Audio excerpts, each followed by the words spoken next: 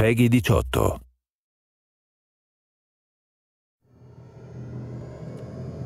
Blowing stuff up and hitting the Authority where it hurts. That's my game. Now, if you're as good as Elizabeth says you are, then I do believe you and I will get along nicely.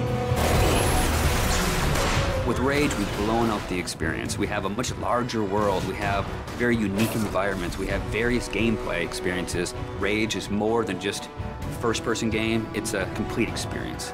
We're known for making this straightforward action shooter, and we kept that. But then we added on top of it this deep and meaningful story.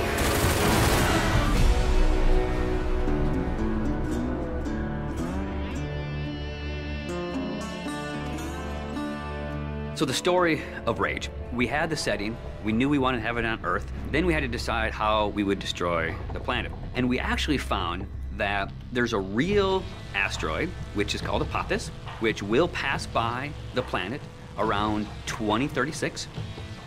So in the fictional world of Rage, when the governments of the world discovered that Apophis would hit us and destroy most of civilization, they initiated a program called the Eden Project.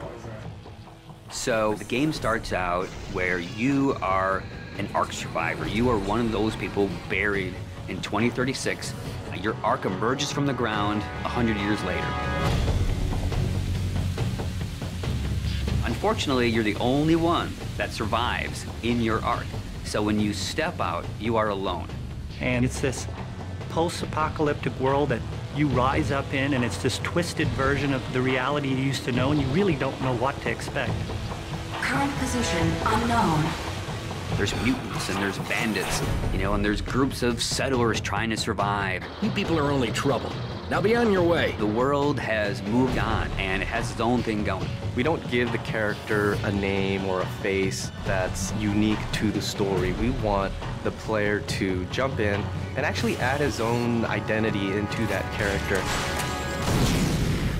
So when you step out of your Ark in Rage, you have no idea what your role in the bigger conflict will be.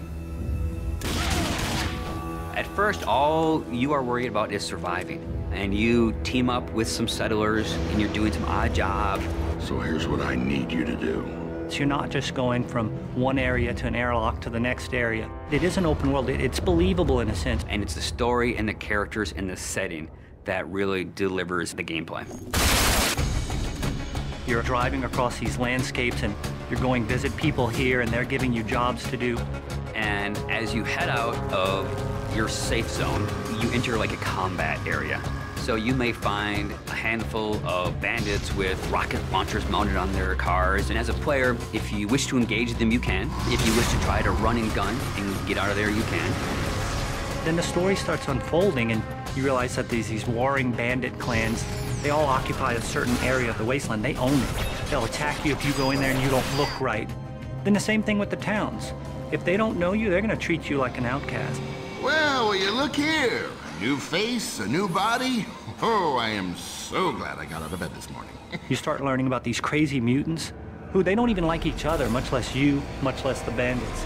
And then you learn about this other faction, the Authority, and they start playing a bigger and bigger role in the story. They are trying to control the wasteland and set the direction of mankind. That's the truth. And that's what people need to know. So there's a small group of people called the Resistance that are fighting against the Authority.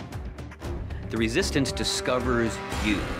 And everyone knows that Ark survivors have a certain specialness to them. You got all those little computers racing around inside you. You know, as you move through the story and you become more important and people start to take notice of you, so does the Authority.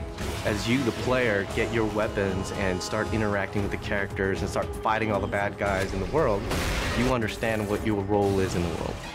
So, you're the new team member.